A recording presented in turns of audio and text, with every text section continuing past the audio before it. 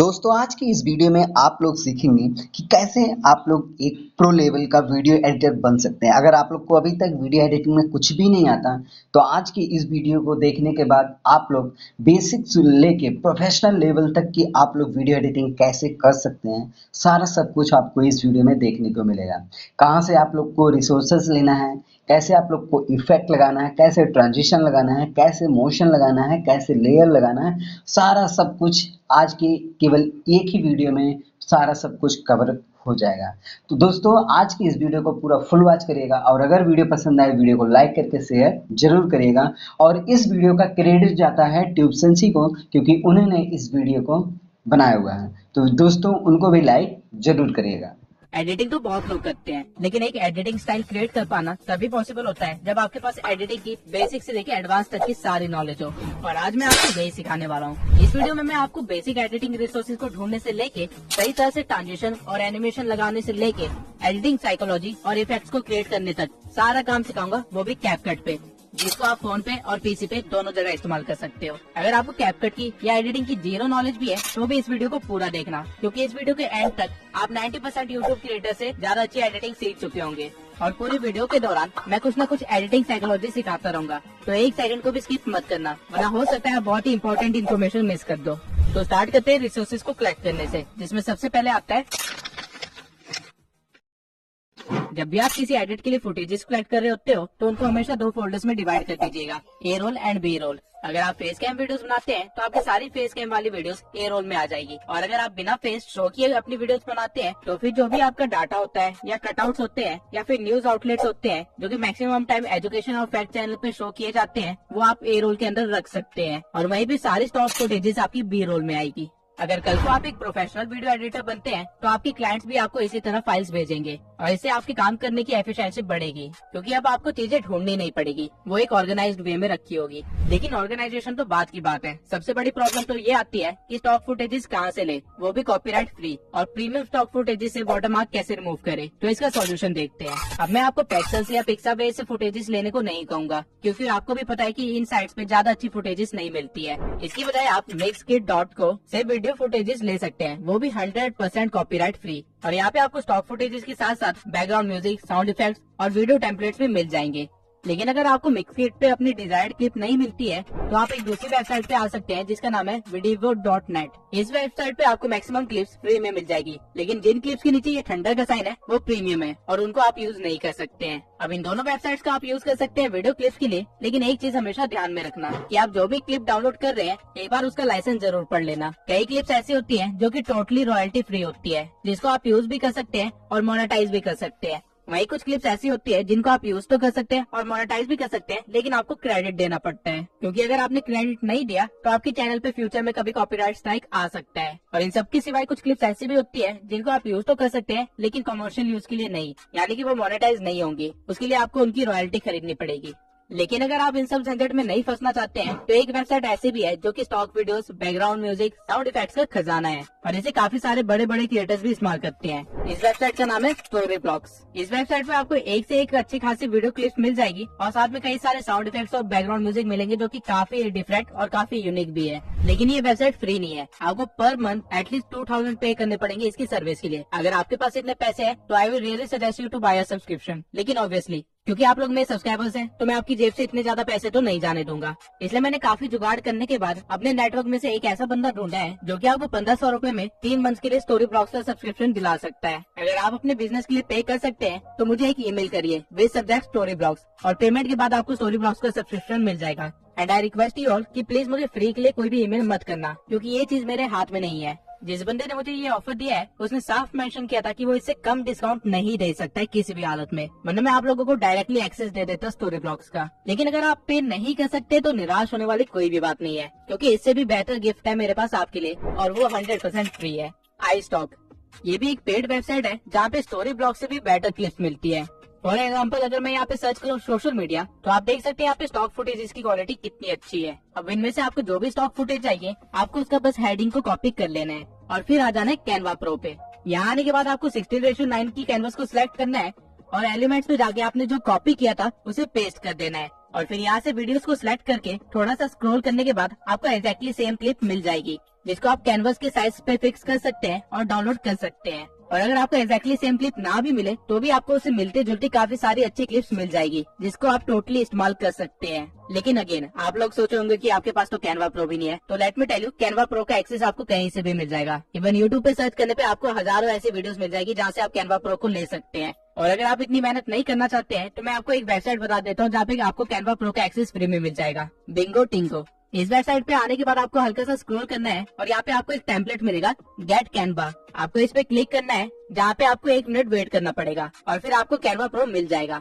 अब ये चीज मैं आपको डिटेल में करके नहीं दिखा रहा हूँ क्योंकि यूट्यूब पे इसके लाखों ट्यूटोरियल ऑलरेडी पड़े हुए हैं, तो आपको कैनवा प्रो कहीं से भी मिल जाएगा। बस आपको इस चीज का ध्यान रखना है कि जो भी क्लिप आपने कैनवा से डाउनलोड की होगी उसको 10 सेकंड से ज्यादा इस्तेमाल मत करना, और क्लिप के साथ कोई वॉइस ओवर या हल्की सी एडिटिंग होना बहुत जरूरी है। आप ऐसा नहीं कर सकते कि कैनवा से सारे क्लिप्स को डाउनलोड कर ले और एक चैनल बना दे जहाँ पे आप स्टॉक फुटेजेस डालते हो और उसे मोनेटाइज करवा ले। वो चैनल कभी ना कभी स्ट्राइक की वजह से टेक डाउन हो जाएगा। कैनवा आपको क्लिप्स तो देता है, लेकिन यूज करने के लिए उस पर आपको हल्की सी एडिटिंग तो करनी पड़ेगी। अब चाहे वो वॉइस ओवर के थ्रू या फिर उसके ऊपर कोई ओवरले या टेक्स्ट या कुछ भी हो सकता है, लेकिन प्लेन क्लिप बिल्कुल भी मत डालना। अब बी रोल्स के लिए आपको वीडियो क्लिप तो मिल जाएगी, लेकिन हमारा काम सिर्फ वीडियो क्लिप से नहीं होने वाला है। हमें चाहिए, तो इसके लिए आपको आ जाना है एक वेबसाइट पे जिसका नाम है freepik.com। यहाँ पे आपको आइकन्स को सिलेक्ट कर लेना है और लाइसेंस में आप देख सकते हैं कि यहाँ सारे आइकन्स फ्री है और PNG फॉर्मेट में है। यहाँ पे आपको लोगोस के साथ साथ काफी यूजफुल आइकन्स मिल जाएंगे जो कि आप अपनी वीडियो में इस्तेमाल कर सकते हैं। और अगर आप एसेट्स में सिर्फ आइकन को सर्च करें और लाइसेंस में आके फ्री पे क्लिक कर दे तो यहाँ पे आपको कई सारे आइकन पैक्स भी मिल जाएंगे, वो भी टोटली फ्री, जिनको लेटर ऑन आप ग्लोइंग इफेक्ट भी दे सकते हैं और कुछ ऐसा बना सकते हैं। इसके सिवाय अगर आप इमोजीज का यूज करते हो अपनी वीडियोस में तो वो बोरिंग से येलो इमोजीज इस्तेमाल करने के बजाय आप गूगल पे सर्च कर सकते हैं एनिमेटेड इमोजीज, और गिटहब की वेबसाइट पे आने के बाद आपको यहाँ पे मनपसंद इमोजी मिल जाएंगे, वो भी एनिमेटेड फॉर्म में, जो कि एज अ GIF डाउनलोड होगी, वो भी टोटली फ्री। और ये सारी आपकी वीडियो को बोरिंग से काफी ज्यादा एक्साइटिंग बना देगी। अब स्टॉक फुटेजेस भी है आपके पास और इमोजीज और आइकन्स भी है आपके पास, लेकिन इस तरह के मोशन बैकग्राउंड्स नहीं है, तो ये आपको मिलेंगे मेरे टेलीग्राम चैनल पे, जहाँ मैंने 120 से भी ज्यादा मोशन ग्राफिक्स डाल रखे हैं और साथ में काफी सारे साउंड इफेक्ट्स भी दे रखे हैं। और इसी के साथ साथ मैंने अभी अपने टेलीग्राम चैनल पे ये hand PNGs, character body PNGs, overlays, graph backgrounds और काफी सारे रिसोर्सेज ऐड किए हैं, तो जल्दी से जाके चैनल को ज्वाइन कर लीजिए ताकि आप भी मेरी तरह इस तरह प्रोफेशनल वीडियो बना सके। टेलीग्राम चैनल का लिंक मैंने डिस्क्रिप्शन में दे रखा है, और चैनल को ज्वाइन करने के बाद उसे लीव करने की गलती मत करना, क्योंकि मैं टाइम टू टाइम उसमें रिसोर्सेज ऐड करता रहता हूँ और हर बार मैं पिछले रिसोर्सेज के अपग्रेडेड वर्जन भी अपलोड करता हूँ जो कि मार्केट में बिल्कुल नए आए होते हैं। तो ये टेलीग्राम चैनल आपकी काफी मदद करेगा। अब यहाँ तक रिसोर्सेज कलेक्ट करने के सारे काम हो गए हैं और हमें स्टार्ट करनी है अब एडिटिंग। एडिटिंग हर सॉफ्टवेयर और ऐप में की जा सकती है, लेकिन कुछ ऐप्स बहुत सारे फीचर्स प्रोवाइड करते हैं, इसलिए हम कैपकट का इस्तेमाल करेंगे, जो कि लगभग आपको आफ्टर इफेक्ट जैसे एडिटिंग क्रिएट करने में मदद कर देगा। अब मैं अपनी सारी वीडियोस कैपकट PC में एडिट करता हूँ, लेकिन सेम एडिटिंग फोन में भी पॉसिबल है, और ऐसा मैं इसलिए कह रहा हूँ क्योंकि स्टार्टिंग की कुछ वीडियोस मैंने एक्चुअली में फोन में ही एडिट की थी, और इस ट्यूटोरियल में मैं आपको फोन से ही एडिट करके दिखाऊंगा। एंड इससे पहले कि मैं आपको मेरे जैसे इफेक्ट्स क्रिएट करना सिखाऊं, मैं आपको वो सारे फीचर्स बता दूंगा कैपकट के जो कि एक्चुअली में हम वीडियोस में इस्तेमाल करते हैं, जिसकी वजह से हम एक्चुअली में इफेक्ट क्रिएट कर पाते हैं। और वीडियो के एंड में मैं एक्चुअली में आपको 30 सेकंड की क्लिप एडिट करके दिखाऊंगा जो कि एक इंट्रो टाइप होगी, जिससे आपको एक अच्छा सा आइडिया मिल जाएगा कि मैं किस तरह एडिटिंग करता हूँ। और उस 30 सेकंड की क्लिप में मैं जितने हो सकता है उतने सारे फीचर्स को इस्तेमाल करके दिखाऊंगा, ताकि आप कैपकट को भी अच्छे से सीख पाए और साथ में इफेक्ट्स को क्रिएट करना भी अच्छे से सीख पाए। तो शुरू करते हैं। जब भी आप कैपकट ओपन करेंगे आपको एक मेन वीडियो इंपोर्ट करनी पड़ेगी, जो कि आएगी आपकी मेन लेयर पे, जिसको आप यहाँ से प्ले कर सकते हैं। याद रखना आपको हमेशा कैपकट का आउटरो डिलीट करना है। उसके बाद अगर आप इस प्लस पे क्लिक करेंगे और किसी और वीडियो या इमेज को इंपोर्ट करेंगे तो वो इसके बिल्कुल बगल में आ जाएगी, जो कि एक सीक्वल टाइप बना देगी। लेकिन अगर आपको वीडियो के ऊपर कुछ ऐड करना है तो आपको यहाँ ओवरले पे जाना पड़ेगा, और यहाँ ऐड ओवरले पे क्लिक करने के बाद आप कुछ भी इम्पोर्ट कर सकते हैं। अब जो भी वीडियो आप इम्पोर्ट करेंगे वो आपकी मेन लेयर के ऊपर आ जाएगी, जिसकी साइज को आप 2 फिंगर से एडजस्ट कर सकते हैं। अब अगर आप लेयर पे जाके देखेंगे तो ये हमारी लेयर 1 होगी, और अगर आपको इसके ऊपर भी कुछ इमेज या वीडियो डालनी है तो आपको अगेन ओवरले पे जाना पड़ेगा और ऑब्जेक्ट को ऐड करना पड़ेगा, और ये हमारी लेयर 2 होगी। अब मैं आपको बताता हूँ कि लेयर्स को कैसे सेट कर सकते हैं, लेकिन उससे पहले आई होप कि आपको समझ आ गया होगा कि लेयर्स वर्क कैसे करती है। सबसे पहले आपका एक मेन ट्रैक होता है जिसके ऊपर लेयर 1 आती है, और उसके ऊपर फिर लेयर 2, 3, 4 एंड सो ऑन आती रहती है। ऊपर वाली लेयर हमेशा नीचे वाली लेयर को ढकने का काम करती है। अब मान लेते हैं जब आप एडिटिंग कर रहे होंगे तो आपने काफी सारे लेयर्स को ऐड कर लिया होगा जिसे आप ड्रैग करके चेंज नहीं कर सकते हैं। तो आपको बस क्लिप को सिलेक्ट करना है और लेयर में जाके उसको लेयर नंबर चेंज कर देना है। अब भले ही मेरी क्लिप लेयर 1 पे है और इंस्टा वाली क्लिप लेयर 2 पे, लेकिन जैसे मैं इस क्लिप को लेयर 2 करूंगा इंस्टा पीएनजी हाइड हो जाएगा क्योंकि कैपकट ने ऑटोमेटिकली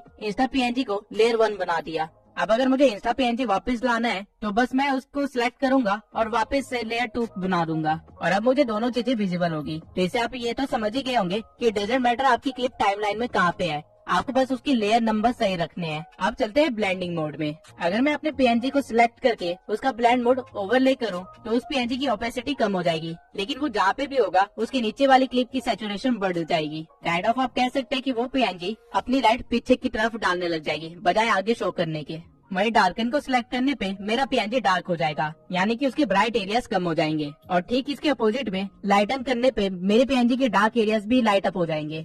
हार्ड को सिलेक्ट करने पे मेरे पीएनजी के कलर्स थोड़े ज्यादा कॉन्ट्रास्टिंग हो जाएंगे और सॉफ्ट को सिलेक्ट करने पे मेरे कलर्स थोड़े से फेड हो जाएंगे। बर्न सिलेक्ट करने पे आपको एक बर्न इफेक्ट मिल जाएगा और अगर आप डॉट्स को सिलेक्ट करते हैं तो उसका पर्पज होगा कि आपके पीएनजी को शो करना। डजंट मैटर वो किस तरह के बैकग्राउंड में है, वो कलर को चेंज करता रहेगा आपके बैकग्राउंड और पीएनजी के अकॉर्डिंग और ट्राई करेगा कि आपका पीएनजी जितना विजिबल हो सके उतना दिखाई दे। अब अगर आप कभी गलत ब्लेंड मोड यूज करेंगे तो आपके साथ कुछ ऐसा होगा। इसलिए ब्लेंड मोड और लेयर्स की नॉलेज होना बहुत ही जरूरी है। लेकिन ब्लेंड मोड को आप किस तरह इस्तेमाल कर सकते हैं? आपने एक बहुत ही कॉमन क्लिप देखी होगी जहाँ एक कंफ्यूजिंग बैकग्राउंड के साथ बहुत सारे क्वेश्चन मार्क्स आगे की तरफ आ रहे होते हैं। तो एक्चुअली में ये ब्लेंड मोड से ही क्रिएट किया जाता है। आपको बस अपने बैकग्राउंड को इंपोर्ट कर लेना है और फिर ओवरले में जाके क्वेश्चन मार्क वाले क्लिप को ऐड कर लेना है और ब्लेंड मोड में जाके उसकी ब्लेंडिंग मोड चेंज कर देनी है। आप अलग अलग ब्लेंड मोड लगा के देख सकते हैं कि ये किसके साथ परफेक्टली बैठ रहा है। जैसे कि आप ये ओवरले ऐड करने पे इफेक्ट तो अच्छा मिल रहा है, लेकिन मेरे बैकग्राउंड भी डार्क हो रहा है जो कि मुझे नहीं चाहिए। वही फिल्टर में ऐसा कुछ भी नहीं हो रहा है। लाइटन मोड में क्लिप कुछ ज्यादा ही लाइट हो गई है जिसकी वजह से काफी क्वेश्चन मार्क्स गायब हो गए हैं। और ठीक इसी तरह आप अलग अलग ब्लेंड मोड का इस्तेमाल करके देख सकते हैं। अब सारे ब्लेंड मोड्स ट्राई करने के बाद मुझे फिल्टर बेस्ट लगा इस क्लिप के लिए। आप इस स्लाइडर से इसकी ओपेसिटी भी कम ज्यादा कर सकते हैं और हमारी वीडियो कुछ ऐसी बन जाएगी। अब क्योंकि इस क्लिप की स्पीड थोड़ी सी कम है तो मैं इसे फास्ट कर दूंगा। अब अगर मैं आपको सेम चीज किसी और क्लिप के साथ करके दिखाऊंगा तो आपको काफी ज्यादा डिफरेंस दिखेगा। फॉर एग्जाम्पल, इस क्लिप का बैकग्राउंड ब्लैक है और क्वेश्चन मार्क्स थोड़े व्हाइट में है, तो जब मैं इस पे डार्कन ब्लेंड मोड इस्तेमाल करूंगा मेरी मेन क्लिप अब क्वेश्चन मार्क्स के अंदर दिखाई दे रही है और इससे आप काफी अमेजिंग इफेक्ट क्रिएट कर सकते हैं अगर आपके पास सही क्लिप्स हुई तो। मैं आपको प्रेफर करूंगा कि हर क्लिप के साथ सारे ब्लेंड मोड एक बार ट्राई जरूर कीजिए, क्योंकि कई बार अनएक्सपेक्टेडली आप कुछ यूनिक भी क्रिएट कर लेते हैं। अब इस क्लिप पे मुझे लाइटन और डॉज पे काफी अच्छे विजुअल्स मिल रहे हैं, तो इनमें से मैं किसी एक को चूज कर लूंगा और हमारी क्लिप कुछ ऐसी बन जाएगी।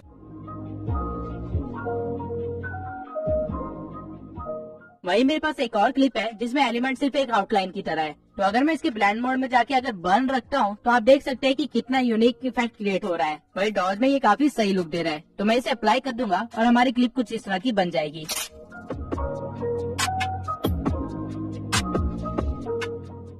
तो बिल्कुल ठीक इसी तरह आप लेयर्स और ब्लेंड मोड का इस्तेमाल करके काफी सारे अलग अलग चीजें क्रिएट कर सकते हैं। और अगर आपको ये चीज सही से यूज करनी आ गई तो आप काफी सारे सिनेमैटिक इफेक्ट्स भी क्रिएट कर सकते हैं, वो भी सिर्फ ब्लेंड मोड से। अब आते हैं,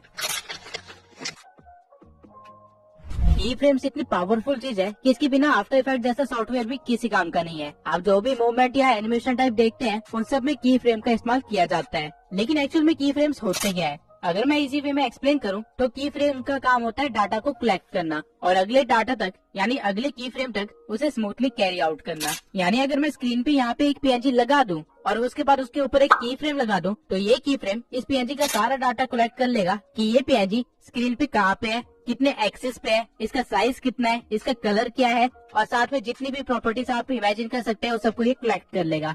और इस पीएनजी को थोड़ा सा आगे बढ़ा के मैं एक की फ्रेम और लगा दूं और इस पीएनजी के साथ थोड़ी छेड़छाड़ करूं तो ये वाला की फ्रेम नए डाटा को कलेक्ट करेगा, यानी कि इस पोजीशन पे इस पीएनजी की क्या क्या प्रॉपर्टीज है उसे कलेक्ट कर लेगा। और जब मैं वीडियो को प्ले करूंगा तो इस की फ्रेम से लेके उस की फ्रेम तक जो भी चेंजेस हुए हैं उसे ये स्मूथली रन आउट करेगा और इससे आप एक एनिमेशन और मूवमेंट को क्रिएट करते हैं।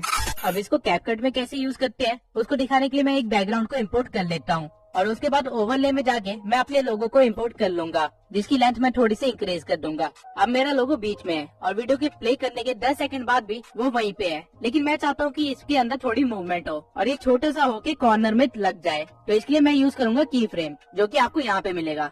तो सबसे पहले मैं पीएनजी की स्टार्टिंग में ही एक की फ्रेम लगा दूंगा ताकि उसकी पोजीशन सेव हो जाए, और उसके बाद नियरली 5 सेकंड पे एक और की फ्रेम लगाऊंगा और पीएनजी को छोटा करके उसे एक कोने पे लगा दूंगा। अब जब मैं वीडियो को रन करूंगा तो आपको कुछ ऐसा देखने को मिलेगा।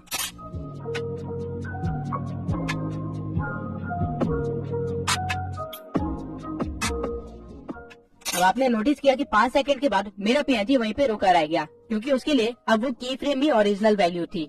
अब आई होप कि आपको की फ्रेम के बेसिक कॉन्सेप्ट तो समझ आ गए होंगे, और इससे आप हजारों और लाखों इफेक्ट्स क्रिएट कर सकते हैं। लेकिन जब आप की फ्रेम को यूज करेंगे तो हो सकता है आप कुछ गलतियां करें, और आपका टाइम वेस्ट ना हो, इसलिए मैं कुछ और चीजों को एक्सप्लेन कर देता हूँ। अब इस क्लिप में मान लेते हैं आप चाहते हैं कि पहले आपका लोगो साइड में जाए और फिर एंड में ओरिजिनल पोजीशन पे वापस आ जाए। तो इसके लिए आप क्या करेंगे, आप अपने लोगो को सिलेक्ट करेंगे और उसके एंड में आके एक और की फ्रेम लगा देंगे और फिर अपनी पोजीशन को चेंज करके उसे बीच में रख देंगे जहाँ पे वो स्टार्टिंग में था, और प्ले करने पे आपको कुछ ऐसा दिखेगा। स्टार्टिंग में ये कॉर्नर में जाना स्टार्ट करेगा और 5 सेकंड के बाद वो डायरेक्टली बीच में आना स्टार्ट कर देगा बिना रुके। लेकिन अगर आप चाहते हैं कि ये कोने में जाके कुछ सेकंड के लिए रुके और फिर वापस आ जाए, तो आपको कोने वाले की फ्रेम के पास आना है और उसके कुछ सेकंड की दूरी पे ही एक और की फ्रेम दे देना है, और पोजीशन में फर्क ना आए इसलिए लास्ट वाले की फ्रेम को डिलीट कर देना है। अब मैं चाहता हूँ कि 5 से लेकर 7 सेकंड तक ये लोगो यहीं पे कोने में बना रहे, तो मैं यहाँ पे एक की फ्रेम डाल दूंगा और उसके बाद लास्ट में आके एक फाइनल की फ्रेम लगा दूंगा और लोगो को दोबारा बीच में ले आऊंगा। अब वीडियो प्ले करने पे हमें कुछ ऐसा इफेक्ट मिलेगा। पहले ये कोने पे जाएगा, फिर वहीं पे रुकेगा और फिर वापस अपनी लोकेशन पे आ जाएगा। अब मैं बताता हूँ हमने कितने की फ्रेम्स लगाए। सबसे पहला की फ्रेम हमने अपनी ओरिजिनल लोकेशन को सेव करने के लिए लगाया था। उसके बाद यहाँ पे हमने दूसरा की फ्रेम लगाया जिससे हमारा लोगो कोने में पहुँच गया। तीसरा की फ्रेम हमने कुछ सेकंड्स के बाद लगाया, लेकिन हमने लोगो की प्रॉपर्टीज को चेंज नहीं किया, तो अगर बैक एंड में कोई ट्रांजेक्शन हुई भी है तो वो विजुअली हमें नहीं दिखाई देगी। लेकिन की फ्रेम लगाने पे उसने डाटा कोलाइट जरूर किया। और फिर लास्ट में आके मैंने एक और की फ्रेम दिया जहाँ पे मैंने लोगों को उसको ओरिजिनल पोजीशन पे ले आया। अब आई होप आपकी की फ्रेम के सारे बेसिक्स क्लियर हो गए होंगे। अब की फ्रेम से एक छोटा सा एनिमेशन मैं आपको अभी के अभी बना के दिखाता हूँ। तो स्टार्टिंग में मैं अपने लोगों को ऊपर भेज दूंगा और एक की फ्रेम लगा दूंगा। उसके बाद 2 सेकंड की करीब मैं एक दूसरा की फ्रेम लगाऊंगा और अपने लोगों को बीच में ले आऊंगा। अगर आपने किसी पीएनजी या क्लिप पे एक बार की फ्रेम लगा दिया है तो दूसरी बार आपको की फ्रेम लगाने की जरूरत नहीं है। जब भी आप उसकी पोजीशन या प्रॉपर्टीज को चेंज करेंगे तो की फ्रेम अपने आप ही लग जाएगा। अब इस वीडियो में थोड़ा सा और आगे बढ़ने के बाद मैं एक और ओवरले को ऐड करूंगा और उसे भी ऊपर भेज दूंगा, और थोड़ा सा आगे बढ़ने के बाद उसे भी बीच में ले आऊंगा। अब जब स्टेप ग्रो का लोगो बीच में है तो मैं चाहता हूँ कि मेरा लोगो साइड में चला जाए। तो जैसे स्टेप ग्रो का लोगो बीच में आया है, मैं अपने लोगो को सिलेक्ट करूंगा और की फ्रेम लगा के अपने लोगो को एक साइड में रख दूंगा। अब इसे क्या एनिमेशन बनेगी ये देख लेते हैं।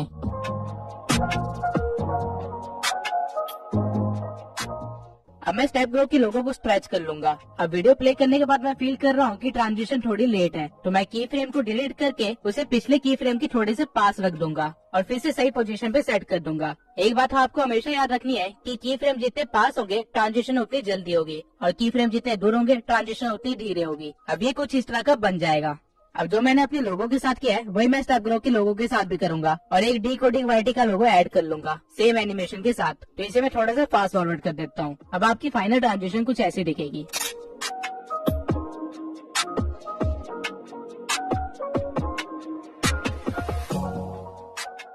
अब अगर मैं चाहता हूँ कि कुछ सेकंड्स के बाद हम तीनों का लोगो एक साइड में आके लग जाए, तो मैं पहले अपने लोगो को सिलेक्ट कर लूंगा और फिर जहाँ पे ये खत्म हुआ है वहाँ पे जाके एक की फ्रेम लगा के अपने लोगो की टाइमिंग थोड़ी सी बढ़ा दूंगा। अब मुझे फास्ट ट्रांजिशन करनी है तो दूसरा की फ्रेम में थोड़ा सा पास ही लगाऊंगा और पोजीशन चेंज कर दूंगा। बिल्कुल सेम वे में ही मैं स्टेप ग्रो और डिकोडिंग वाईटी के लोगों को भी स्ट्रेच कर दूंगा और चेक करूंगा कि मैंने अपने लोगों में की फ्रेम कहाँ लगाया है, और वहीं पे उन दोनों के लोगों में भी की फ्रेम लगा दूंगा और उनको सही सही जगह पे रख दूंगा। इसके बाद जब मैं वीडियो रन करूंगा तो कुछ ऐसी ट्रांजिशन बन जाएगी जहाँ पहले मेरा लोगो आता है, फिर स्टेप ग्रो का लोगो आता है, फिर डिकोडिंग वाईटी का लोगो आता है और फिर हम तीनों का लोगो एक लाइन में लग जाता है।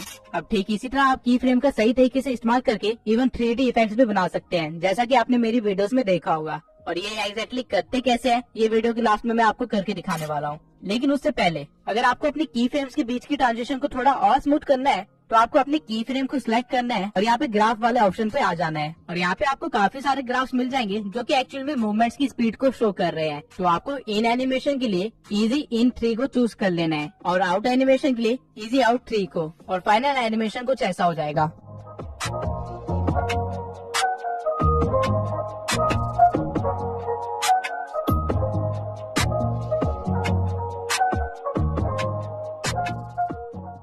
अब अगर आपने नोटिस किया तो टाइमलाइन पे मेरी क्लिप रेड कलर की शो हो रही है, लेकिन वही स्क्रीन पे मेरी क्लिप व्हाइट कलर की शो हो रही है। तो ऐसा मैंने कैसे किया? ये मैंने किया है एडजस्टमेंट से। एडजस्टमेंट समझाने के लिए मैं पहले एक क्लिप को ऐड कर लूंगा और उसके बाद आ जाऊंगा एडजस्टमेंट में। यहाँ पे सबसे पहले आपको मिलता है ब्राइटनेस, जो कि आपकी क्लिप की ब्राइटनेस को बढ़ा देता है। और फिर है यहाँ पे कॉन्ट्रास्ट, जो कि कलर्स की कॉन्ट्रास्ट को इंक्रीज कर देता है ताकि सारे कलर्स विजिबल हो। उसके बाद है सैचुरेशन, जो कि कलर्स की वैल्यू को इंक्रीज कर देता है, जिससे सारे कलर्स थोड़े ज्यादा ब्राइट और विजिबल होने लगते हैं। इसको कम करने पे आपकी क्लिप ब्लैक एंड व्हाइट भी हो सकती है। फिर आता है एक्सपोजर। ये भी ब्राइटनेस बढ़ाने का काम करता है, लेकिन एक बैलेंस्ड वे में, जैसे कि सनलाइट ही पड़ रही हो। फिर आता है शार्पन, जहाँ से आप अपनी डिटेल्स को हाईलाइट करवा सकते हैं, जैसे कि बाल्स हो गए या फिर पत्ते हो गए। उसके बाद आता है HSL, जो कि रियल गेम चेंजर है। यहाँ से आप स्पेसिफिकली किसी भी कलर को चेंज कर सकते हैं या उसे हाईलाइट करवा सकते हैं। फॉर एग्जाम्पल, इस क्लिप में येलो बहुत ज्यादा है, तो अगर मैं उसे सिलेक्ट करके उसका ह्यू चेंज कर देता हूँ और ग्रीन की साइड ड्रैग करता हूँ, तो हमारे क्लिप के अंदर जितने भी येलो पार्ट्स थे वो ग्रीन में कन्वर्ट हो जाएंगे। और इसकी सैचुरेशन बढ़ाने पे ग्रीन कलर और भी ज्यादा शो होने लग जाएगा। और लुमिनेंस बढ़ाने से ग्रीन कलर में थोड़ी सी लाइट आएगी, यानी वो थोड़ा सा ब्राइट होने लग जाएगा। ठीक इसी तरह आप हर कलर के साथ यहाँ पे खेल सकते हैं। डार्क ब्लू को चेंज करने पे लड़की के कपड़े चेंज हो रहे हैं, और जो कलर्स क्लिप में विजिबल नहीं हो रहे हैं उनके इफेक्ट्स भी आपको विजिबल नहीं होंगे। लेकिन हर क्लिप में हर तरह के कलर्स होते हैं, इसलिए सिर्फ उन्हीं कलर्स को चूज कीजिए जिनको आप चेंज करना चाहते हैं। बाकी कलर्स के साथ छेड़छाड़ मत करना। और ध्यान रहे कि कभी भी ऑरेंज को ज्यादा चेंज मत करना, क्योंकि आपकी स्किन का कलर भी ऑरेंज ही होता है, तो उसको चेंज करने पे आपकी स्किन का कलर भी चेंज होगा। अब HSL के साइड में आपको मिलता है ग्राफ, जहाँ आप RGB कलर्स की क्वालिटी के साथ कुछ ज्यादा ही कस्टमाइज वे में छेड़छाड़ कर सकते हैं। और अगर आप व्हाइट ग्राफ को छेड़ेंगे तो आपकी क्लिप की लाइट्स पे फर्क पड़ेगा। अब RGB हमारे प्राइमरी कलर्स होते हैं, जो कि हर क्लिप में अवेलेबल होते हैं, इसलिए यहाँ पे उनके ग्राफ दिए गए हैं। उसके बाद है हमारे पास यहाँ पे हाईलाइट्स, जो कि क्लिप्स के अंदर लाइट वाले एरियाज को अफेक्ट करता है। इसको आप बढ़ा भी सकते हैं और कम भी कर सकते हैं। वही साइड में आपको मिलेंगे शेडोज,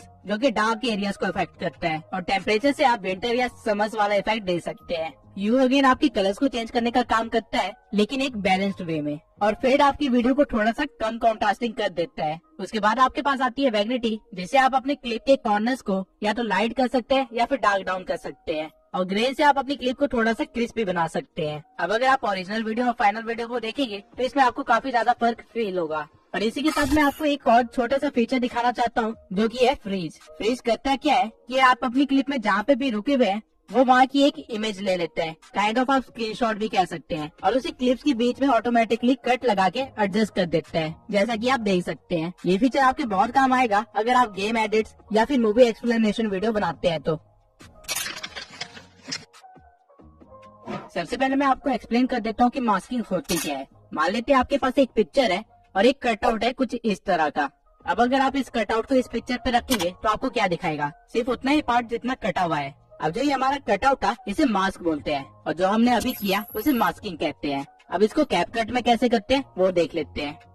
सबसे पहले हम एक बैकग्राउंड ले लेंगे और फिर जाएंगे मास्क में। यहाँ आपको तरह तरह के मास्क मिल जाएंगे, और जिस भी मास्क को आप चूज करेंगे उसका कटआउट आपके पास आ जाएगा। अब मैं स्टार को जहाँ मर्जी घुमाऊं, स्टार के नीचे का एरिया यानी कि हमारा बैकग्राउंड हमें विजिबल होगा। और अगर आप नीचे इस एरिया को हल्का सा खींचेंगे तो इसका फेदर इंक्रीज हो जाएगा, यानी आपके स्टार्स के कॉर्नर्स थोड़े फेड होने लग जाएंगे और थोड़े से एक्सपेंड होंगे, जिससे आपको कुछ ऐसा मिलेगा। सेम वे में आप अलग अलग मास्क को यूज कर सकते हैं, और आप अपने मास्क के साइज को भी चेंज कर सकते हैं। और यही अगर आप मिरर या सर्कल के मास्क के फेदर्स को हल्का सा इंक्रीज करेंगे तो आपको काफी सारे अच्छे इफेक्ट्स मिल जाएंगे। और इन सारे मास्क में हॉरिजॉन्टल मास्क सबसे ज्यादा यूज किया जाता है। अब मैं मास्क का इस्तेमाल करके आपको एक एनिमेशन बना के दिखाता हूँ। तो सबसे पहले मैं अपने बैकग्राउंड को इंपोर्ट कर लूंगा और फिर अपने लोगो को इंपोर्ट करूंगा। अब मैं चाहता हूँ कि मेरा PNG कुछ सेकंड्स के बाद स्क्रीन पे आए, तो मैं स्टार्टिंग के कुछ सेकंड्स के बाद अपने PNG को लगा दूंगा जहाँ वो एकदम से शो होगा। लेकिन अगर मैं इसे रन करूँ तो आप देख सकते हैं ये कितने प्लेन वे में शो हो रहा है, जो कि बहुत ही बेकार एनिमेशन बनेगी। तो मैं अपने बैकग्राउंड को चूज करूंगा और यहाँ मास्क में आ जाऊंगा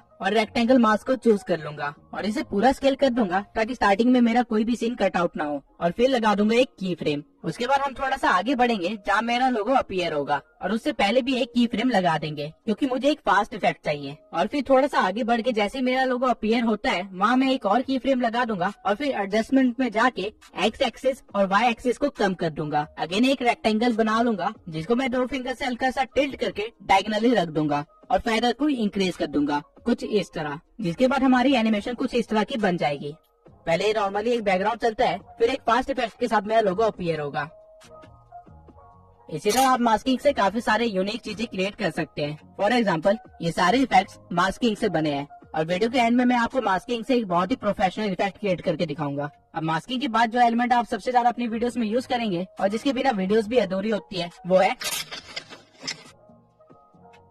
कैपकट में आपको टेक्स्ट का बॉक्स यहाँ पे मिलेगा। यहाँ पे आप क्लिक करने के बाद कुछ भी लिख सकते हैं। फॉर एग्जाम्पल, मैं यहाँ पे अपने चैनल का नाम लिख देता हूँ, जिसके बाद आपको यहाँ पे काफी सारे स्टाइल्स दिख जाएंगे जो कि आप अपने टेक्स्ट को दे सकते हैं। अब एक स्टाइल जो आपने सबसे ज्यादा रील्स में देखा होगा वो है ये, लेकिन इसको अच्छा दिखाने के लिए हमें चाहिए होगा एक बोल्ड फॉन्ट, जो कि हम यहाँ से चूज कर सकते हैं और फिर अपने अकॉर्डिंग टेक्स्ट के साइज वगैरह को एडजस्ट कर सकते हैं। अगर आप टेक्स्ट के इफेक्ट्स पे आएंगे तो आपको यहाँ पे और भी कई सारे इफेक्ट्स दिख जाएंगे जो कि आप अपने टेक्स्ट पे अप्लाई कर सकते हैं। और वही स्टाइल सेक्शन में आपको ग्लो का एक सेक्शन मिलेगा, जिसको अप्लाई करके आप अपने टेक्स्ट को थोड़ा सा ग्लो करवा सकते हैं। इवन आप ग्लो का कलर भी चूज कर सकते हैं और उसकी इंटेंसिटी को भी एडजस्ट कर सकते हैं। अब कुछ और इफेक्ट्स दिखाने के लिए मैं एक और टेक्स्ट को ऐड कर लेता हूँ। अब अगर मैं इसका ग्लो हटा के स्ट्रोक लगा दूं तो ये कुछ ऐसा दिखेगा। स्ट्रोक बेसिकली आउटलाइनिंग होती है, जिसको आप यहाँ से मोटा पतला भी कर सकते हैं। और वहीं कैनवस में आप टेक्स्ट को बैकग्राउंड भी दे सकते हैं। शैडो में आपके टेक्स्ट को आपके मन चाहे कलर का एक शैडो मिल जाएगा, जिसकी आप ओपेसिटी, ब्लर, डिस्टेंस और एंगल को भी छेड़छाड़ कर सकते हैं। और उसी की साइड में आपको मिलेंगी स्पेसिंग, जिसमें आप अपने टेक्स्ट के अलाइनमेंट को, टेक्स्ट के बीच की स्पेस को और लाइंस के बीच की स्पेस को एडजस्ट कर सकते हैं। और स्पेसिंग की साइड में आपको मिलेगा बोल्ड, इटैलिक और अंडरलाइन का फीचर। अब मैं एक बार इफेक्ट्स में जाके इस टेक्स्ट को एक इफेक्ट दे दूंगा और फिर जाऊंगा एनिमेशन में। यहाँ पे आपको अपने टेक्स्ट के लिए काफी सारी एनिमेशन मिल जाएगी। इन एनिमेशन को बेसिकली 3 कैटेगरी में डिवाइड किया गया है, इन, आउट और लूप। इन एनिमेशन से आप अपने टेक्स्ट को किस तरह लाना चाहते हैं उसको कंट्रोल कर सकते हैं। आउट एनिमेशन से आप अपने टेक्स्ट को किस तरह वापस भेजना चाहते हैं उस चीज को डिसाइड कर सकते हैं। और लूप एनिमेशन में आपको काफी सारे इफेक्ट्स वगैरह मिलते हैं। और इवन इस स्लाइडर से आप एनिमेशन के ड्यूरेशन को भी डिसाइड कर सकते हैं। वहीं अगर एनिमेशन के साइड में मैं यहाँ बबल पे चला जाऊँ तो आपका टेक्स्ट एक बबल में आ जाएगा। ये रोस्टिंग चैनल्स और एनिमे चैनल्स के लिए काफी यूजफुल होगा। अब कौन सा टेक्स्ट कहाँ पे यूज करना है, कैसे यूज करना है, किस एनिमेशन के साथ यूज करना है, ये टोटली आपके ऊपर है। कैपकट आपको काफी सारे प्रीसेट ऑलरेडी बना के दे रहा है इस चीज के लिए। अब मैं कैपकट का एक ऐसा फीचर बताने वाला हूँ जो कि अगर ना होता तो उस चीज को करने में आपको घंटों लग जाते और तब भी आप उसे परफेक्टली नहीं कर पाते। अब ये इफेक्ट शो करने के लिए मैं पहले एक प्लेन बैकग्राउंड को इंपोर्ट कर लूंगा और उसके बाद साइज इंक्रीज कर दूंगा। इसके बाद ओवरले से मैं अपनी क्लिप को ऐड करूंगा और इसे प्ले करके दिखाऊंगा। आप इस वीडियो में देख सकते हैं कि बच्चों की मूवमेंट है, तो मैं जाऊंगा कटआउट के ऑप्शन पे और रिमूव बैकग्राउंड पे क्लिक कर दूंगा, जिसके बाद ये वीडियो के बैकग्राउंड को रिमूव करना स्टार्ट कर देगा। और ये सिर्फ कुछ सेकंड्स ही लेगा इस काम को करने के लिए, जिसके बाद आपके पास कुछ ऐसा बचेगा।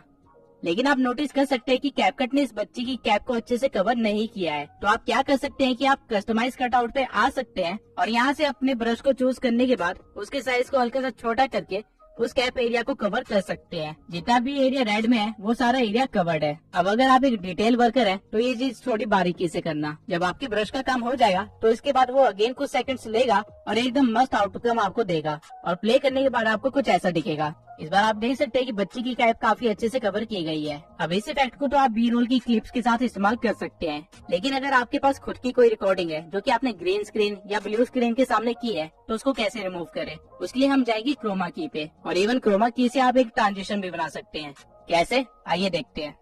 सबसे पहले आपको एक क्लिप को लेयर 1 पे रख देना है और उसके बाद अपनी ग्रीन स्क्रीन वाली क्लिप को लेयर 2 पे रखना है और उसको स्क्रीन के साइज के अकॉर्डिंग फिट कर देना है। फिर आपको आना है कटआउट पे और यहाँ से क्रोमा की को चूज करना है और फिर ग्रीन कलर को पिकअप करके आपको इंटेंसिटी को इंक्रीज करना है, जिससे ग्रीन कलर रिमूव होना स्टार्ट हो जाएगा। और शैडो से आप अपने ग्रीन स्क्रीन के पास वाले एलिमेंट्स को बचा सकते हैं। अब आप देख सकते हैं कि जो क्लिप हमने लेयर 1 पे रखी थी वो हमें शो हो रही है टीवी के पीछे। अब आप चाहे तो लेयर 1 की क्लिप की साइज के साथ खेल सकते हैं और उसे परफेक्टली फिट बैठवा सकते हैं और रन करने पे ये काफी अच्छा इफेक्ट बन गया है। अब इससे आप ट्रांजिशन कैसे बना सकते हैं वो देखते हैं। पहले आपको अपनी ग्रीन स्क्रीन को चूज कर लेना है और फिर की फ्रेम देना है। उसके बाद थोड़ा सा आगे बढ़ के आपको एक और की फ्रेम देना है और ग्रीन स्क्रीन के साइज को इतना बड़ा कर लेना है कि वो आपके पूरे कैनवस को कवर कर ले। और फिर आपको सेम काम लेयर 1 वाली क्लिप के साथ करना है। सही सही जगह पे की फ्रेम देके आपको इसके साइज को भी बढ़ा देना है, जिसके बाद अगर आप वीडियो को प्ले करेंगे तो आपको कुछ ऐसा जूम इन वाला ट्रांजिशन मिलेगा।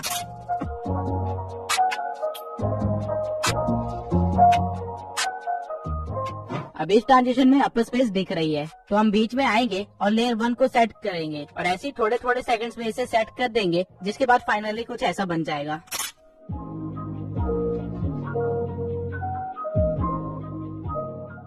अब कैपकट की जितने भी बेसिक फीचर्स थे जो कि इफेक्ट्स क्रिएट करने में काम आते हैं, उनके बेसिक्स और इन्फॉर्मेशन मैंने आपको दे दी है। अब हम कुछ ऐसे इफेक्ट्स क्रिएट करेंगे जो कि आपने मेरी वीडियोस में बहुत ज्यादा देखा होगा, और साथ ही में मैं आपको अपनी वीडियो का कुछ हिस्सा बना के दिखाऊंगा एज ए सैंपल। आपने इस तरह की काफी रील्स देखी होंगी जहाँ डांस टाइप्स या म्यूजिक बीट के साथ कैमरा भी हिलता है, लेकिन ये क्रिएट कैसे करते हैं आइए देखते हैं। सबसे पहले मैं एक बैकग्राउंड क्लिप को ऐड कर लूंगा जहाँ पे एक बंदा ब्रेक डांस कर रहा है। अब आप देख सकते हैं कि कैमरा की मूवमेंट बहुत ही कम है और हमारे डांसर की मूवमेंट काफी ज्यादा। तो इसे रील जैसे बनाने के लिए हम जाएंगे कैमरा ट्रैकिंग पे और यहाँ पे फेस को चूज करके हम स्टार्ट ट्रैकिंग पे क्लिक कर देंगे, जिसके बाद कैपकट ये ट्राई करेगा कि हर टाइम वो बंदे के फेस को स्क्रीन के बीच में रखे, और ये चीज के लिए वो हमारे कैमरा को बार बार शिफ्ट करेगा और स्केलिंग वगैरह के साथ भी थोड़ा छेड़छाड़ करेगा। आप बैकग्राउंड में देख सकते हैं कि आपकी क्लिप के साथ क्या हो रहा है। ये कुछ सेकंड्स का टाइम लेगा और आपको एंड में रिजल्ट कुछ ऐसा देगा। अब आप देख सकते हैं कि उसने बैकग्राउंड को कितना ज्यादा हिलाया है, और क्योंकि मेरा ब्लर कैनवस ऑन है इसलिए बैकग्राउंड ब्लैक नहीं दिख रहा है, लेकिन ऐसे तो हमारी वीडियो खराब हो जाएगी। तो इसे बचाने के लिए आप क्या कर सकते हैं कि आप फिट कैनवस को ऑन कर सकते हैं, जिससे आपकी क्लिप थोड़ी सी क्रॉप तो हो जाएगी लेकिन काम हो जाएगा। अब एक चीज आपको हमेशा ध्यान में रखना है, अगर आप ऐसी कोई वीडियो शूट कर रहे हैं तो आपको हमेशा उसे वाइड एंगल में शूट करना है, ताकि अगर वीडियो को बाद में क्रॉप करना भी पड़े तो भी आपकी मूवमेंट छुपे ना। अब आप देख सकते हैं कि हमारी कैमरा की मूवमेंट कितनी ज्यादा हो गई है और वो हमारे कैरेक्टर की मूवमेंट से भी मैच हो रही है। अब इसे थोड़ा सा और प्रोफेशनल बनाने के लिए हम जाएंगे इफेक्ट्स में और वीडियो इफेक्ट्स में जाके वाइब्रेशन फ्लैश को चूज कर लेंगे और इसकी स्पीड और ग्रो को थोड़ा सा बढ़ा देंगे, रेंज को थोड़ा सा कम कर देंगे और इसी वीडियो की स्टार्टिंग में लाके पूरी वीडियो पे स्ट्रेच कर देंगे और हमारे पास कुछ ऐसा क्रिएट हो जाएगा।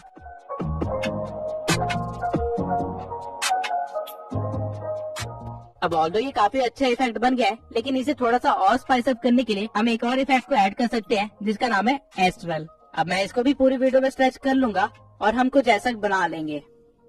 अब हर मूवमेंट पे एस्ट्रल इफेक्ट अच्छा नहीं लग रहा है, तो मैं इसे स्टार्टिंग में रखूंगा और थोड़ा सा आगे बढ़ने के बाद अगेन इसे लगा दूंगा, जिससे हम एक बहुत ही सिनेमैटिक इफेक्ट क्रिएट कर लेंगे। और ठीक इसी तरह आप अपनी रील्स बना सकते हैं। अब कैपकट इफेक्ट्स, एनिमेशन और ट्रांजिशन से भरा हुआ है और इसी वजह से ये ऐप इतना फेमस भी है। और अगर आप इन चीजों को सही तरीके से इस्तेमाल करते हैं तो आप आफ्टर इफेक्ट जैसे एडिटिंग सिर्फ कैपकट से कर सकते हैं, लेकिन एक ही वीडियो में ये सारी चीजें बताना इम्पॉसिबल है। इसलिए मैं चाहता हूँ कि आप लोग अभी जाके मुझे इंस्टा पे फॉलो कर ले, क्योंकि मैं बहुत ही जल्दी इंस्टा पे एडिटिंग ट्यूटोरियल्स देने वाला हूँ, जहाँ मैं आपको सारे फेमस इफेक्ट्स क्रिएट करना सिखाऊंगा और साथ ही काफी सारे हिडन इफेक्ट्स के बारे में भी बताऊंगा, जिससे आप अपनी वीडियोस को काफी ज्यादा सिनेमैटिक बना सकते हैं। इस वीडियो के अपलोड होने के 5 से 6 दिन बाद मैं इंस्टा पे एक्टिव हो जाऊंगा। अब रील्स तो आप लोग बना लेंगे, लेकिन मेरे जैसे इस इफेक्ट को कैसे क्रिएट करेंगे, चलिए एक बार इसे भी देख लेते हैं। इसके लिए सबसे पहले आपको एक क्लिप को अपनी मेन लेयर पे लाना होगा और फिर ऐड ओवरले से उसी क्लिप को इंपोर्ट करना होगा और उसका साइज फिक्स कर लेना होगा और चेक कर लेना कि कहीं पे कोई गलती ना हो। इसके बाद आपको अपने लेयर 1 को चूज करना है और कटआउट में जाके रिमूव बैकग्राउंड कर देना है। कैपकट अपना टाइम लेगा और आपके बैकग्राउंड को रिमूव करके दे देगा, जिसके बाद आपको अगेन ओवरले पे जाना है और अपने पीएनजी या क्लिप को ऐड कर लेना है और उसे सही जगह पे प्लेस करके एनिमेशन दे देना है। फॉर एग्जाम्पल मैं यहाँ पे एक लूप एनिमेशन दूंगा, राइट जूम, और इसे स्ट्रेच कर लूंगा। इसके बाद अगेन एनिमेशन में जाके एनिमेशन की टाइमिंग इंक्रीज कर दूंगा, जिससे कुछ ऐसा एनिमेशन बनेगा। अब इसको अपने कैरेक्टर के पीछे लगाने के लिए इस पीएनजी को सिलेक्ट करना है और लेयर पे आके आपको लेयर 1 को चूज करना है, जिससे ये आपका पीएनजी आपके कटआउट वाले लेयर के पीछे चला जाएगा और आपका इफेक्ट कुछ ऐसा बन जाएगा।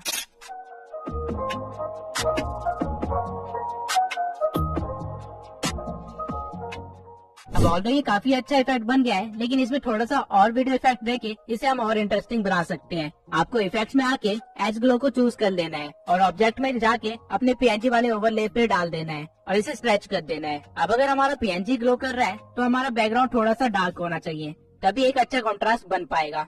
तो इसके लिए हम दोबारा जाएंगे वीडियो इफेक्ट्स पे और यहाँ से स्मार्ट शार्प को चूज कर लेंगे और इसे भी स्ट्रेच कर लेंगे, जिसके बाद हमारी फाइनल क्लिप कुछ ऐसे बनेगी।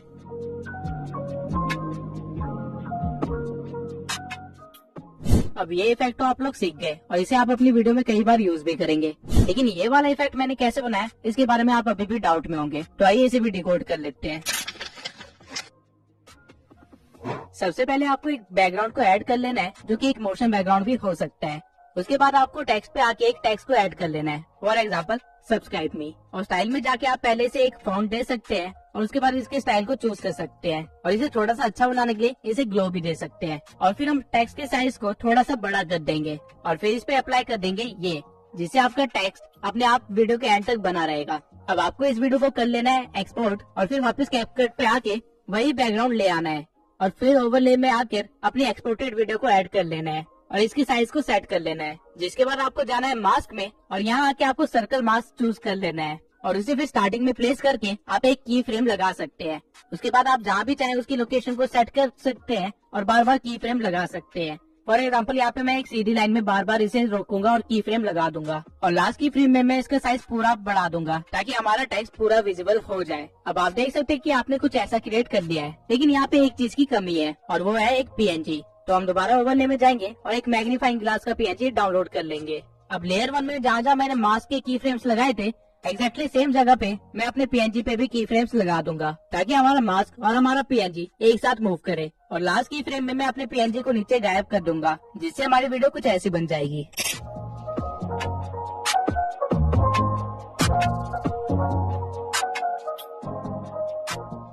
अब इन सारी की फ्रेम्स के ट्रांजिशन को स्मूथ करने के लिए मैं इनकी ग्राफ में जाऊंगा और इजी आउट 3 अप्लाई कर दूंगा। ये आप अपने दोनों लेयर्स के साथ कर सकते हैं और एंड में ये एक काफी स्मूथ ट्रांजिशन बन जाएगा।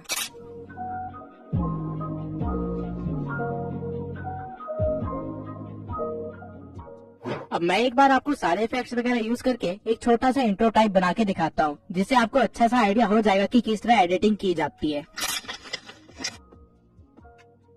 तो सबसे पहले आपको एक बैकग्राउंड को ऐड कर लेना है और उसके रेशियो को 16:9 कर देना है ताकि यूट्यूब पे सही फॉर्मेट में अपलोड कर सके। उसके बाद आपको बैकग्राउंड को थोड़ा सा स्ट्रेच करना है और उसको स्क्रीन पे सही जगह सेट कर देना है। इसके बाद में एडजस्ट में जाके हल्का सा कॉन्ट्रास्ट इंक्रीज कर देना है, ब्राइटनेस कम कर देनी है और एक्सपोजर को पूरा कम कर देना है और शार्पनेस को थोड़ा सा बढ़ा सकते हैं और ग्राफ में हल्की सी डार्कनेस को बढ़ा सकते हैं। इसके बाद हम ऐड करेंगे ओवरले ईमान गाजी का और इस ओवरले की ड्यूरेशन को थोड़ा सा बढ़ा देंगे। फिर करेंगे हम इसकी एनिमेशन की फ्रेम से। सबसे पहले स्टार्टिंग में मैं एक की फ्रेम लगाऊंगा और इसे हाइड कर दूंगा। फिर थोड़ा सा आगे बढ़ के इस ओवरले को नीचे लाएंगे और की फ्रेम लगा देंगे। उसके बाद थोड़ी देर इसे बीच में ही रहने देंगे और फिर आगे बढ़ के दोबारा से एक की फ्रेम लगाएंगे और फिर आगे बढ़ के इसे साइड में कर देंगे। अब ओवरले की जरूरत मुझे पूरे 30 सेकंड पड़ेगी तो मैं इसे स्ट्रेच करके बढ़ा दूंगा। अब जहाँ हमने पिछले की फ्रेम दिए थे वहीं से हमें ग्राफ में जाना है और इजी आउट 3 को चूज कर लेना है तो आपकी एनिमेशन कुछ इस तरह की बन जाएगी। अब इसको साइड में मैंने क्यों भेजा वो अभी देखते हैं। जिसकी फ्रेम पे ये साइड में जाना स्टार्ट करता है वहाँ मैं एक और ओवरले ऐड कर लूंगा अली अब्दाल का। इसे भी थोड़ा सा स्ट्रेच कर लेंगे और बिल्कुल सेम एनिमेशन देंगे ईमान गाजी वाला और फिर हमारी एनिमेशन कुछ इस तरह की बन जाएगी।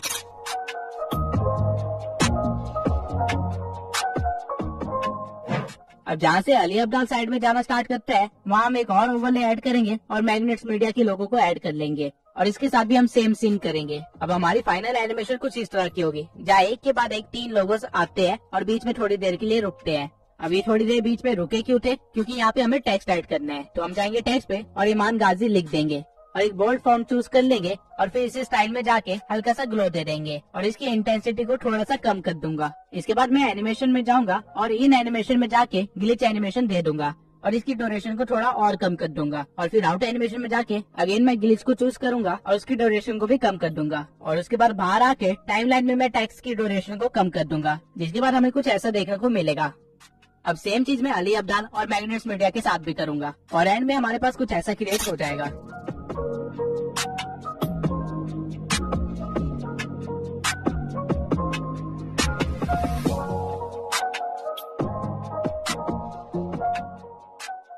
अब टेक्स्ट के बाद जब हमारा लोगो पीछे को जा रहा है यहाँ पे मैं एक इफेक्ट दूंगा ब्लर का और एडजस्टमेंट से ब्लर को थोड़ा इंक्रीज कर दूंगा। फिर इफेक्ट को सिलेक्ट करके जाऊंगा ऑब्जेक्ट में और यहाँ ओवरले पे अप्लाई कर दूंगा जिससे ऐसा लगेगा कि हमारा ओवरले पीछे जा रहा है। सेम काम मैं अली अब्दाल के ओवरले के साथ भी करूंगा और इन इफेक्ट्स को अलग अलग ट्रैक पे रख के पूरा स्ट्रेच कर दूंगा ताकि ये वीडियो के एंड तक ऐसे ब्लर ही रहे। जिसके बाद ट्रांजिशन कुछ ऐसी बनेगी।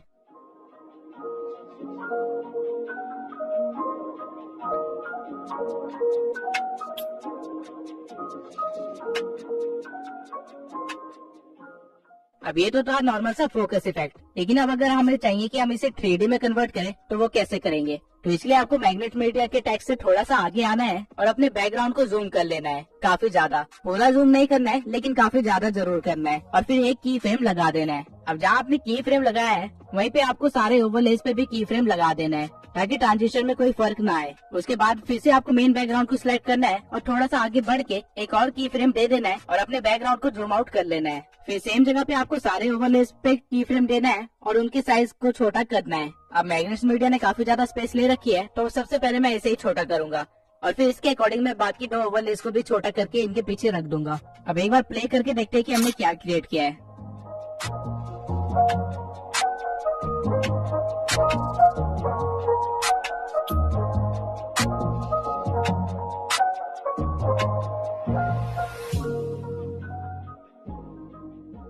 अब जहाँ से आपका जूम आउट स्टार्ट होता है वहाँ पे आपको एक और ओवरले को ऐड करना है और उसे इस तरह प्लेस कर देना है, जिसके बाद आपको इस पे की फ्रेम लगाना है और इसे जितना हो सके उतना जूम कर लेना है। फिर थोड़ा सा आगे बढ़ के इससे पहले कि हमारा 3D इफेक्ट रुके हमें एक और की फ्रेम लगाना है और अपने PNG को नॉर्मल साइज में ले आना है, जिससे आपका कुछ ऐसा बन जाएगा। अब इस क्राउड PNG को भी मैं एंड तक स्ट्रेच कर लूंगा। अब ये बन तो काफी सही गया है, लेकिन क्राउड की PNG ने मेरे लोगोस को हाइड कर दिया है, तो मैं वापस जाऊंगा अपने ओवरलेस में और लोगों की साइज को और छोटा करके उनको थोड़ा सा ऊपर कर दूंगा, जिससे वो अच्छे से शो हो। अब एक बार दोबारा से प्ले करके देखते हैं।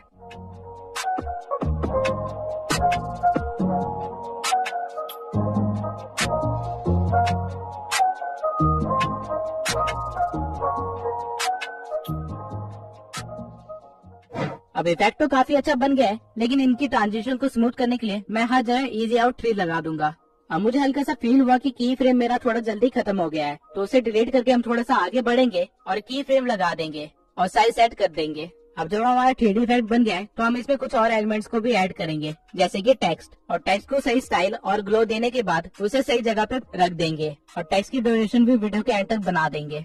इसके बाद हम अपने टेक्स्ट पे लगाएंगे एक एनिमेशन फ्लिकर का और इसकी स्पीड को थोड़ा सा बढ़ा देंगे। अब टेक्स्ट के अपीयर होने के कुछ सेकंड्स के बाद मैं एक स्प्लिट लगाऊंगा और राइट हैंड साइड वाले टेक्स्ट को चूज करके उसके ग्लो में जाके उसकी इंटेंसिटी और ग्लो दोनों इंक्रीज कर दूंगा और इसमें से एनिमेशन हटा दूंगा, तो इससे कुछ ऐसा इफेक्ट बनेगा।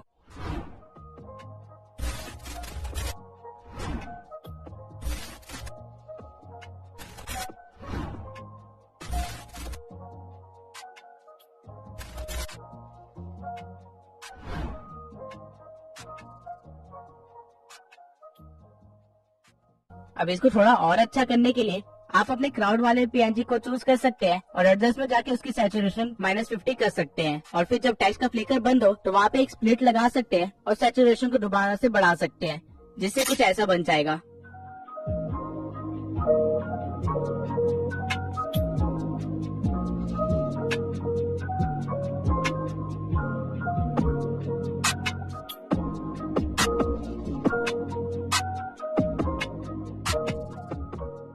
अब हमें सिर्फ इतना ही पार्ट चाहिए था, तो हम आगे के सारे हिस्से को डिलीट कर लेंगे और फिर सीक्वल को एक स्मूथ ट्रांजिशन के साथ स्टार्ट करने के लिए मैं लास्ट सीन का एक एसएस ले लूंगा और अपने टाइम लाइन में आके उसे ऐड कर दूंगा और क्रॉप में जाके उसे भी 16:9 में कन्वर्ट कर दूंगा। इसके बाद मैं एक ओवरले लगाऊंगा जहाँ पे नीचे मैं ग्रीन स्क्रीन को लगा दूंगा, जिसमें से मैं ग्रीन स्क्रीन को रिमूव कर दूंगा क्रोमा की पे जाके और अपने स्क्रीनशॉट को सही जगह पे एडजस्ट कर दूंगा। अब इन दोनों सीक्वल के बीच में आने वाले व्हाइट बॉक्स पे अगर आप क्लिक करेंगे तो यहाँ पे आपको काफी सारे ट्रांजिशंस मिल जाएंगे। आप इनमें से कोई भी ट्रांजिशन यूज कर सकते हैं, लेकिन इस टाइम पे इस सिचुएशन के अकॉर्डिंग पुल आउट वाला ट्रांजिशन सबसे बेस्ट इफेक्ट दे रहा है, तो मैं इसे चूज कर लूंगा और इसकी ड्यूरेशन को थोड़ा सा कम कर लूंगा और ऐसे आप अपनी वीडियो को कंटिन्यू कर सकते हैं। अब मैं एक बार दोबारा से वीडियो की स्टार्टिंग में आऊंगा और इफेक्ट्स में जाके स्पार्क में फायर प्लेस वाला इफेक्ट दे दूंगा और थोड़ी एडजस्टमेंट के बाद इसे पूरी वीडियो में स्ट्रेच कर दूंगा और ऑब्जेक्ट्स में जाके ऑल वीडियो को सिलेक्ट कर लूंगा और एंड में हम कुछ ऐसा क्रिएट कर लेंगे।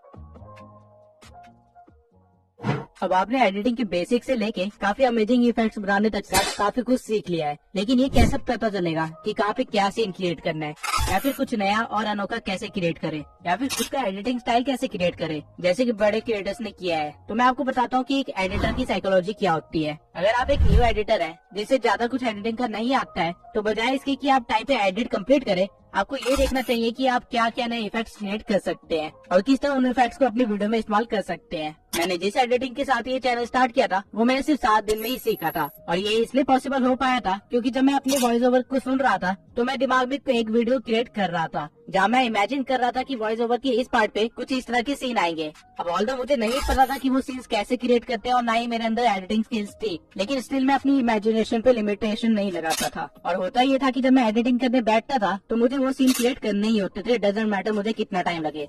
कई बार मैंने 2 सेकंड के सीन के लिए 2-2 घंटे भी निकाले हैं। जब मैं एडिटिंग करने बैठता था तो मैं उन सीन्स को कैसे क्रिएट कर सकते हैं और जिस सॉफ्टवेयर पे मैं एडिट कर रहा हूँ उस पे कैसे क्रिएट कर सकते हैं, इसके कई सारे ट्यूटोरियल्स देखता था, जिसकी वजह से मैं वो इफेक्ट्स क्रिएट कर पाता था। और इसी तरह मैंने 7 दिन के अंदर इतनी अच्छी एडिटिंग सीख ली थी। और इवन 7 दिन के बाद जब मैंने अपनी पहली वीडियो अपलोड करी और उसके बाद जब मैंने 3 वीडियो एडिट कर ली थी और मेरी एडिटिंग स्टाइल में जितना फर्क आया वो आप खुद जाके देख सकते हैं। सेम चीज मैं आज तक फॉलो करता हूँ और इसलिए मेरी एडिटिंग इतनी इंप्रूव होती जा रही है टाइम के साथ। और अगर आप भी एक अच्छे एडिटर बनना चाहते हैं तो मैं अभी आपको प्रेफर करूंगा कि आप इसी चीज को फॉलो करें। आपका मेन फोकस हमेशा इफेक्ट क्रिएट करने में होना चाहिए, टाइम डजंट मैटर, क्योंकि एक बार आपने इफेक्ट क्रिएट कर लिया तो उसको आप कई बार अलग अलग वे में इस्तेमाल कर सकते हैं। ये सारी चीजें टोटली आपकी इमेजिनेशन पे है। लेकिन अब आप कहेंगे कि हम तो इमेजिन भी नहीं कर पाते किस टाइम पे क्या सीन लाएं, तो इसके लिए मैं आपको एक ही चीज सजेस्ट करूंगा कि आप थोड़ा और कंटेंट कंज्यूम करना स्टार्ट करें। आप अपनी निश में काफी सारे चैनल्स को देखें और साथ में अलग निश के चैनल्स को भी देखें कि वो किस तरह एडिट करते हैं। जब आप अच्छा खासा कंटेंट कंज्यूम करेंगे तो आपका दिमाग अपने आप काम करना स्टार्ट कर देगा कि इस टाइप पे मेरे को कुछ ऐसा सीन चाहिए होगा और फिर आपको बस उसको क्रिएट करना होगा। और अगर आप कोई चीज इमेजिन कर सकते हैं तो उसे क्रिएट भी कर सकते हैं। अपनी इमेजिनेशन पे गलती से भी लिमिटेशन मत लगाना ये सोच के कि मुझे नहीं आता क्रिएट करना या फिर मेरे पास तो ये सॉफ्टवेयर ही नहीं है। आपको बस इतना देखना है कि आप वो चीज सोच सकते हैं या नहीं,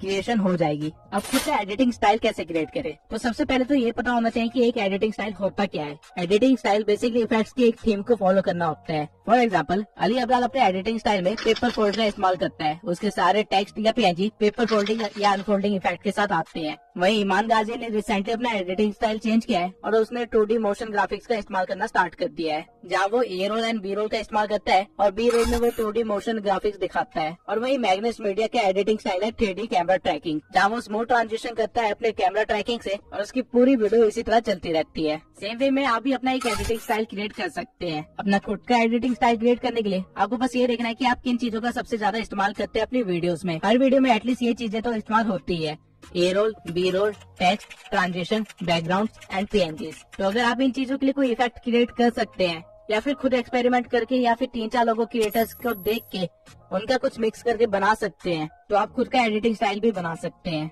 अब ये काफी लंबा प्रोसीजर है और मुझे भी 15 से ज्यादा वीडियोस लगी अपने एडिटिंग स्टाइल को चेंज करने में, और अभी भी मैं अपने एडिटिंग स्टाइल को क्रिएट करने में लगा हुआ हूँ। तो इसमें आपको जल्दबाजी करने की कोई जरूरत नहीं है, क्योंकि एडिटिंग एक लर्निंग प्रोसेस है। आप कभी भी एडिटिंग को ये नहीं कह सकते कि मैंने पूरी एडिटिंग सीखी है, क्योंकि जब भी आपको लगेगा आपको सब कुछ आता है, आपको और कई सारे इफेक्ट्स, ट्रांजिशन और सॉफ्टवेयर वगैरह मिल जाएंगे जो कि आपको इस्तेमाल करने नहीं आते होंगे। अब आई होप ये वीडियो देखने के बाद आप एक नूब एडिटर से प्रो एडिटर तो बन ही गए होंगे। और मैंने ट्राई किया है कि मैं जितना ज्यादा हो सके उतने सारी चीजें कवर कर सकूं, लेकिन एक वीडियो में हर चीज कवर नहीं की जा सकती है। और अगर आपको लग रहा है मैंने अपने एडिटिंग स्टाइल को ज्यादा डिकोड नहीं किया है, तो आप ट्राइब ट्यूबर के चैनल को देख सकते हैं। उन्होंने मेरे एडिटिंग स्टाइल पे काफी सारी वीडियोस बनाई है और वो काफी यूजफुल भी है। तो अब आ जाते हैं वीडियो के सबसे अवेटेड पार्ट के लिए, जो की है गिव अवे। तो पिछले गिव अवे का विनर जिसने हमारे से एक बोया माइक जीता है वो है सिंपल ग्रो 1। तो मैं सिंपल ग्रो 1 से रिक्वेस्ट करूंगा कि वो मुझे इंस्टा पे अपना एड्रेस भेज दे ताकि मैं उनको माइक डिलीवर कर सकूं। और इस वीडियो के गिव अवे में मैं आपको देने वाला हूँ ब्लूटूथ ईयरबड्स। गिव अवे में पार्टिसिपेट करने के लिए आपको बस चैनल को सब्सक्राइब करना है और एक अच्छा सा कमेंट लिख के छोड़ देना है। विनर अगली वीडियो में अनाउंस होगा। आई होप ये वीडियो आपके लिए काफी यूजफुल रही होगी, और अगर एक्चुअली में ये आपके लिए यूजफुल थी तो मैं आपके रिव्यूज जरूर जानना चाहूंगा। मिलते हैं अगली वीडियो में।